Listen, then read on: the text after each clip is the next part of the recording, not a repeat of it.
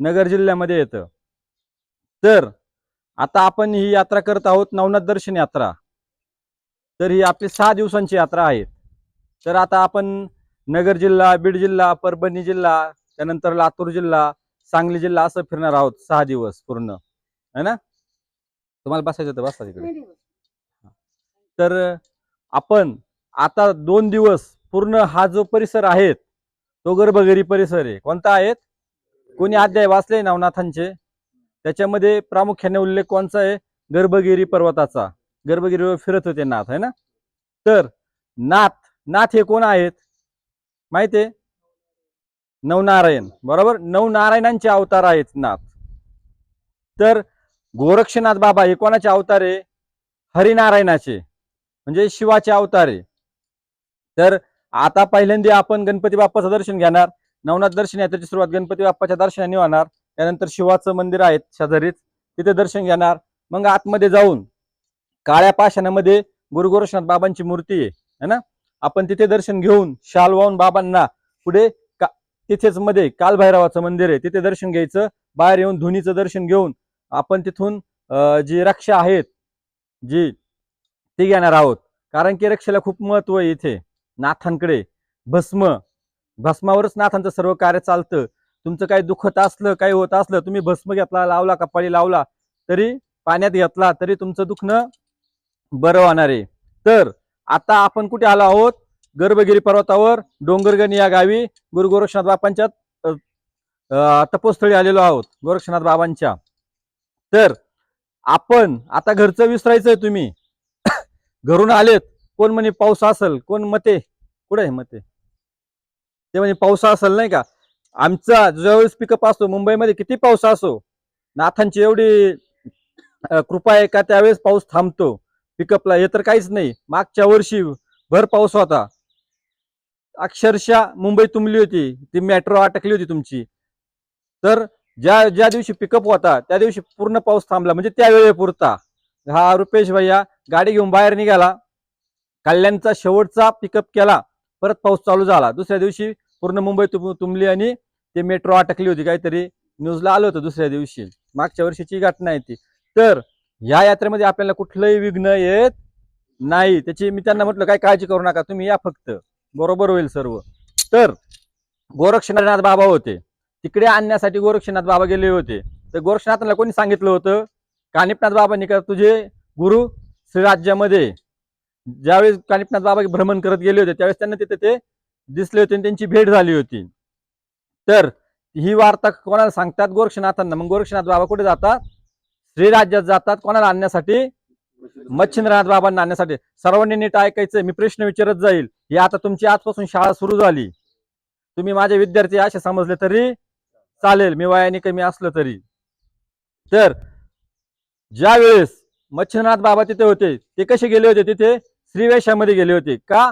तर श्रीराज्यामध्ये मच्छिंद्रनाथ बाबा होते आणि श्रीराज्यामध्ये कोणताही पुरुष जाऊ शकत नव्हता, जगत नव्हता, म्हणजे पुरुषाचं तिथं कामच नव्हतं काही. तर मच्छिंद्रनाथ बाबा तिथे होते. तर ज्यावेळेस गुरु गोरक्षनाथ बाबा तिकडे आणायला गेले त्यावेळेस त्यांच्याकडे एक ढोलकी होती, नर्तकीच्या रूपात ते गेले होते. सांगता का गोरक्ष आपल्याला घ्यायला आला आहेत. तर त्यांचा मुलगा कोण होता?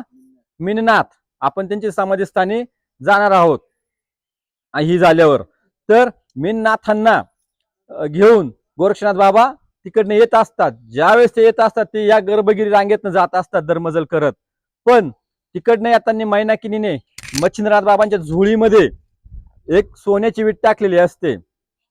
तर ती वीट सारखे गोरक्षनाथ आपले मच्छिंद्रनाथ बाबा सारखे बघत बघत होते. आता कोणाकडे जर धन असलं, पाकिट असलं, आपण जर एखाद्या स्टेशनवर गेलो तो 17 वेळेस आपण हात लावून बघतो काय का आपलं पाकिट आहे का, पाकिट आहे का मागच्या खिशामध्ये असल्यावर ना, गर्दीत असल्यावर. तर त्याप्रमाणे गोरक्षनाथ बाबा मच्छिंद्रनाथ बाबा सारखे त्या झोळीमध्ये बघायचे. मच्छिंद्रनाथ बाबा बघायचे, गोरक्षनाथ बाबा नाही. तर गोरक्षनाथ बाबांना एक प्रश्न पडला, का आपले गुरु सतत आपल्या झोळीमध्ये का बघताय? तर ते काय करतात? तर असं करता करता विचार करता करता यांना लघुशंका लागते. कोणाला? मीननाथांना. तर मच्छिंद्रनाथ बाबा काय म्हणतात का, दर ही झोळी तू सांभाळ आणि मी मीननाथांना लघुशंका करून घेऊन येतो. ते म्हणे ठीक आहे चालतंय. मग ते झोळी घेतात आणि बसतात. तर त्यामध्ये ते बघतात आपले गुरु याच्यामध्ये काय बघताय.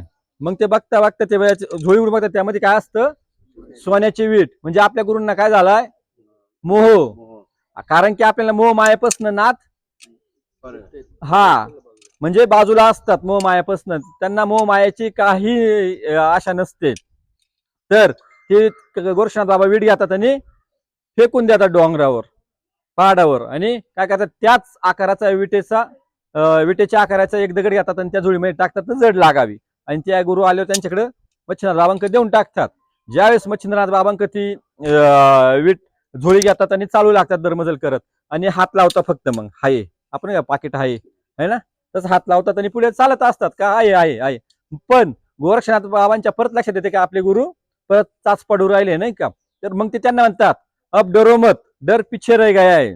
काय म्हणतात, अब डरो मत, डर पिछे रह गया है. मग मच्छिंद्रनाथ बाबा म्हणतात असा का म्हणून राहिला गोरक्ष. तर मग ते त्या झुळीत बघतात, तर त्यामध्ये काय असतं, दगड असतो, विटेच्या आकाराचा सोन्याचा दगड असतो. मग ते गोरक्षनाथावर रागावतात, म्हणतात तू हे काय केलं. आपल्याला मैनाकिनीने ते भंडारा करण्याकरता वीट दिली होती.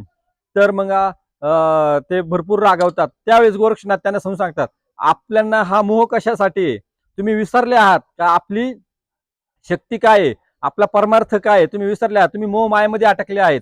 तुम्हाला सोन्याची विटच पाहिजेत ना, तर बघा मी देतो, तुम्हाला लागेल तेवढं सोनं घ्या. आपल्या झोळीत हात घालतात, भस्म करतात आणि या पर्वतावर फेकतात. फुकल्यावर तो पूर्ण सोन्याचा डोंगर होतो. आणि गुरुंना म्हणतात आता तुम्हाला किती लागतात, घ्या तेवढं सोनं घ्या याच्यामधनं. मग गुरु म्हणतात, खरंच म्हणजे गुरु आपल्या शिष्याची परीक्षा कशी घेईल सांगू शकत नाही का. मच्छिंद्रनाथांना का सोन्याचा पाठ करता येत नव्हता का, पण ही पण एक परीक्षा होती गोरक्षनाथांची का आपला शिष्य आपल्या विद्येमध्ये किती पारंगत झालेला आहे. म्हणजे गुरु आपल्या शिष्याची परीक्षा कशी घेईल सांगू शकत नाही. त्यामुळे गुरुच्या एकदम सानिध्यात राहावं आणि ते जे बोलेल ते ऐकावं, त्याचा कधी निंदा करू नये. तर आता आपण गोरक्षनाथांचं दर्शन घेऊ. आता हा गर्भगिरी पर्वत आहे. कोणचा पर्वत आहे, हा सर्व गर्भगिरी पर्वत आहे. आपण 2 दिवस गर्भगिरी पर्वतात फिरणार आहोत. म्हणजे आज आपण गोरक्षनाथ बाबांचं दर्शन घेऊ, मिन्नाथ बाबांचं घेऊ, परत दुपारी आपण आरतीला जाणार आहोत 12 वाजता मच्छिंद्रनाथ बाबांचं दर्शन घेणार आहोत. त्यानंतर पुढे आपण आरती घेऊन पुढे आपण धामणगावच्या देवीला जाणार आहे. तिथून आल्यावर 4 वाजता आपण मडीला येणार. मडीला आता तुम्ही मुंबईवरनं सर्व काय म्हणतात थकलेले आहात रात्र प्रवासाने, आणि दिवस आपण प्रवास 4ला आपण 7 वाजेपर्यंत आराम करणार आहोत. आराम करून मग 7:30 वाजता आपण वरती जाऊया आरतीसाठी. तिथे पण आपण रात्रीची आरती घेणार. 9 वाजता परत खाली येऊन आपण जेवण करून झोपी जाणार आहे ना. तर अशा प्रकारे इथली कथा आहेत. आणि हा पूर्ण डोंगर सोन्याचा बनवला होता. काळ्या पाषाणमध्ये बाबांची मूर्ती आहेत.